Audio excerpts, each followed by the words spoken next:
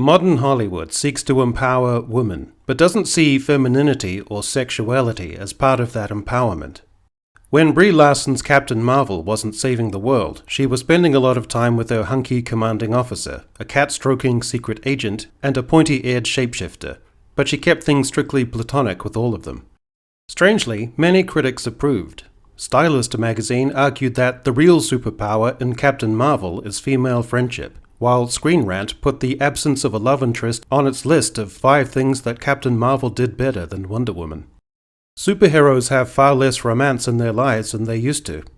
DC and Marvel joined Star Wars and Lord of the Rings in mass fantasy entertainment featuring heroines who were kind of aromantic and asexual.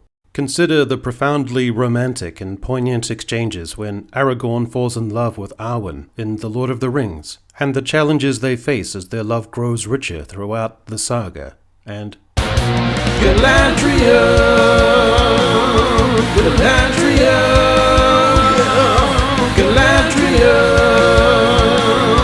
Consider the screen time allotted to the pair, to allow for the nuance of each sensual tendresse, the yearning and the conflict between affairs of the heart and affairs of state, between the spectre of the ravages of time itself. Galadriel, Galadriel, Galadriel. Think of the princess-scoundrel flirtation in the original Star Wars trilogy, and the depiction of Padme in the prequel films, not only as an independent, assertive and capable young woman, able in a firefight, but also as a maternal figure, looking forward to her role as a mother. Now compare that with the just good friends lame chastity of the recent trilogy. Looking closer, consider the recurring archetype, again and again and again, of strong, independent women for whom no intimate relationships exist or seem likely to exist. Until recently, romance and sexuality has been essential to superheroes on the big screen.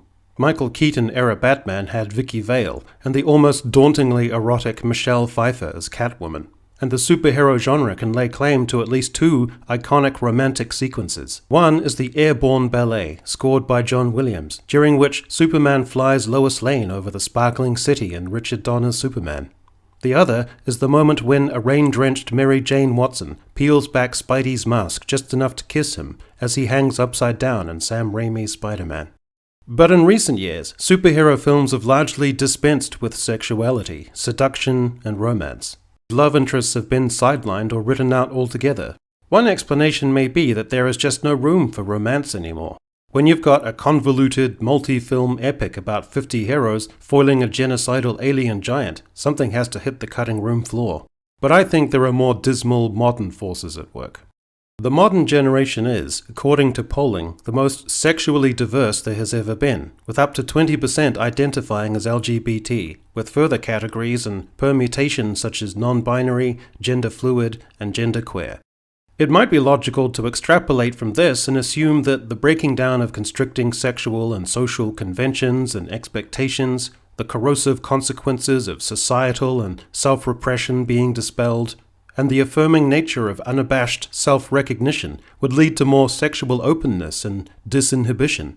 Strangely, though, the opposite has occurred, with the modern generation also being the most sexually dormant of the modern age. The antagonisms and neuroses of modern society, and the social constructivist view of gender that sees gender as a largely made-up and negative means of power relations, informed by negative gender roles and stereotypes, are all elements in this. And so, when that younger generation of writers bring certain attitudes and self-inserts and wish fulfillment and identity politics preoccupations into the writing room, you get the current circumstances.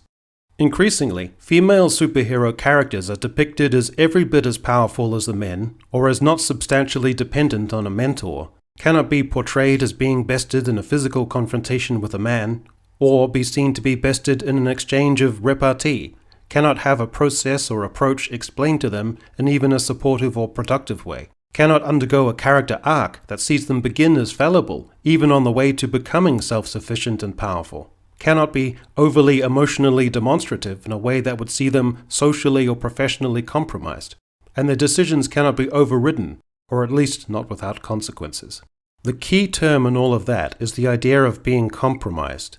For many modern writers, the inclusion of a love interest, boyfriend or husband, for a female lead character can, at some latent level, compromise the ideal independence and exceptionalism of that character. It may imply the emotional parity and compromise inherent in any healthy relationship.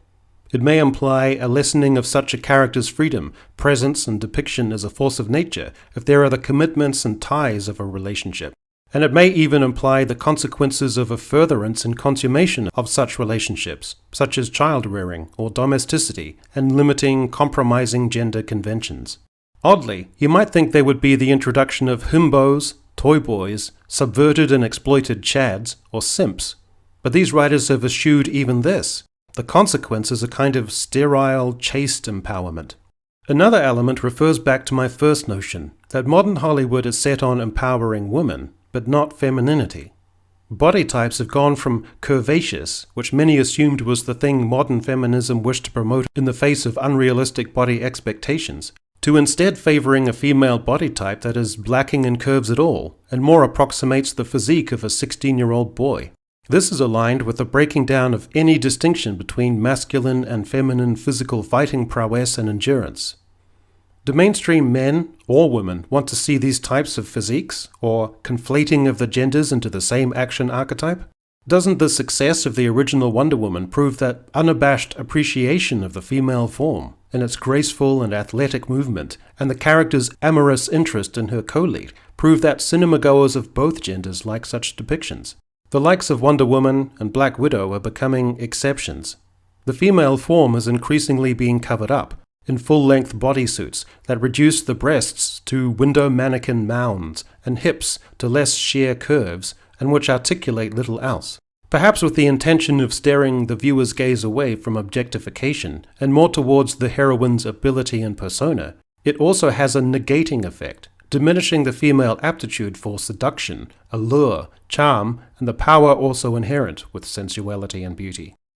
The original Star Wars trilogy had Han and Leia working through feelings, informed with competing notions of pride, desire, responsibility, all deferred by the powerful forces turning about them.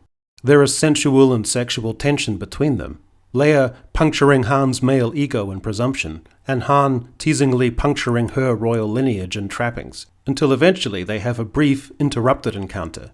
And it is only when they are captured, under the most pressure, at their most exhausted, that their real feelings emerge and develop into a genuine tenderness.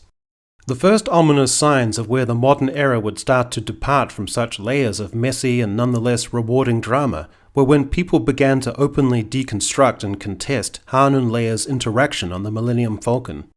This aligns with most of what you see in romantic plot lines throughout the history of cinema and corresponds with the tactic that many men are encouraged to use in real life on women, the wear her down method. And the problem with said method is that it not only slips into harassment, it also often ignores the concept of consent entirely. Such scenes and many more throughout pop culture suggest to the audience that if you ignore rejection and force yourself on an individual, there will be a positive outcome. There was, and is, a sense here of a winnowing away of the idea of what constitutes allowable seduction, of making a move, of hitting on someone, of seeking to break a deadlock of drawn-out flirtatious sparring. It is a dreadful conflation of sexual assertiveness with sexual aggression. Mills and Boon-style romantic fiction still sells by the truckload. The overwhelming readership of it is women, of all ages and classes, and the covers are overwhelmingly iterations of the same dynamic, the same moment, a woman in the stern embrace of a traditionally masculine man, with the woman teetering right at the moment of sensual erotic release. There is her consent or giving way to the man, but also her consent and giving way to her own desires, the upheaval of her own control. These modern humorless commentators don't allow for any of this, especially not that duality in the woman, because, you guessed it, it is a means by which she might be compromised. The issue then, when you get right down to it, is that modern screenwriters are often inferring a deeper insecurity. In attempting to craft powerful female characters, they are often producing hollow, unengaging, and banal ones.